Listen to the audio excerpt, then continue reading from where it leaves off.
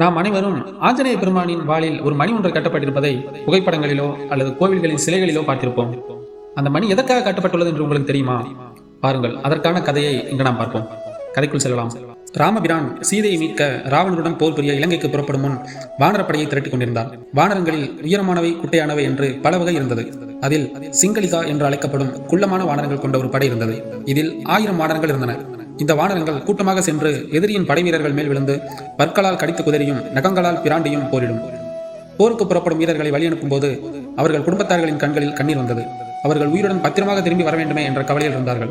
அதை கவனித்த ஸ்ரீராமர் அவர்களிடம் கூறினார், யாரும் கவலைப்பட வேண்டாம், என் படை வீரர்களை பத்திரமாக திருப்பி கொண்டு வந்து சேர்ப்பது என்னுடைய பொறுப்பு என்றார். ஸ்ரீராமருக்கும் ராவணனுக்கும் போர் ஆரம்பமானது.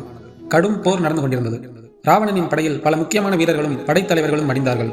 தூங்கிக் கொண்டிருந்த தன் தம்பி கும்பகர்ணனை எழுப்பி போரிடச் சொன்னான் ராவணன். ராட்சசனை போல் இருந்தாலும் கும்பகர்ணன் மிகவும் நல்லவன். கும்பகர்ணன், இந்த போர் வேண்டாம், நீங்கள் சீதையை கடத்தியதற்காக ராமனிடம் மன்னிப்பு கேட்க வேண்டும் என்று எவ்வளவு எடுத்துச் சொல்லியும் ராவணன் கேட்கவில்லை. வேறு வழியின்றி அண்ணனின் ஆணைப்படி போருக்கு புறப்பட்டான் கும்பகர்ணன். கும்பகர்ணனின் ராட்சத உருவத்திற்கு ஏற்றார் போல் அவனது தேரும் மிக பெரியதாக இருந்தது. தேரின் முன்புறம் பெரிய பெரிய மணிகள் தொங்கிக் கொண்டிருந்தன. போர் தொடங்கிய சிறிது நேரத்தில் ராமபாணத்திற்கு பலியானான் கும்பகர்ணன். தேரில் இருந்து சாயும் போது கும்பகர்ணனின் கைப்பட்டு ஒரு மணி கலன்று கீழே விழுந்தது. கீழே விழுந்த மிகவும் பெரிய பாரமான மணி போரிட ஒன்றாக ஓடிக்கொண்டிருந்த 1000 வானரங்கள் மேல் விழுந்து அவர்களை மூடிவிட்டது. திடீரென்று தங்கள் மேல் எதையோ வைத்து மூடிவிட்டதை போன்று உணர்ந்த வானரங்கள் பயந்துவிட்டனர்.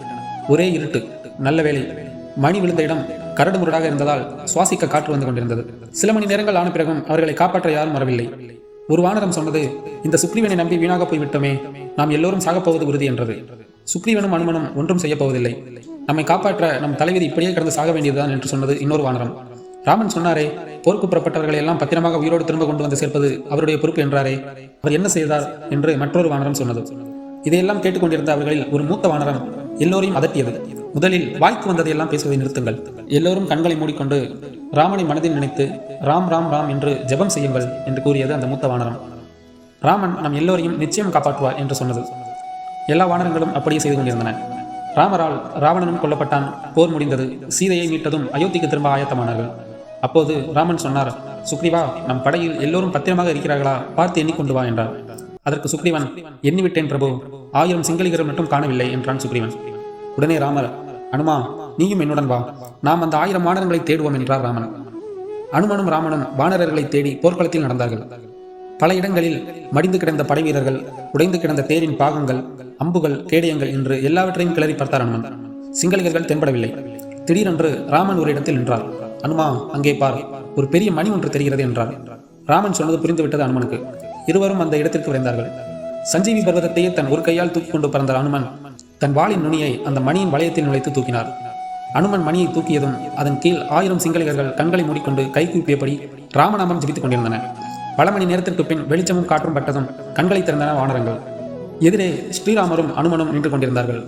வரிசையாக கைகூப்பியவாறு நின்று கொண்டிருந்த வானரங்கள் கண்ணீருடன், பிரபுவே, என்ன நடந்தது என்று தெரியாமல் இருட்டில் பயந்து அடைந்து கிடந்த நாங்கள் ஏதேதோ தவறாக பேசிவிட்டோம், உங்கள் மேலேயே சந்தேகப்பட்டு விட்டோம், எங்களை மன்னித்தருள வேண்டும் என்று சொல்லி 1000 வானரங்களும் ராமனின் பாதங்களில் விழுந்து வணங்கின. அதை கேட்டு புன்முறுவல் செய்த ராமன் எல்லா வானரங்களையும் தன் கையால் தடவி கொடுத்தார்.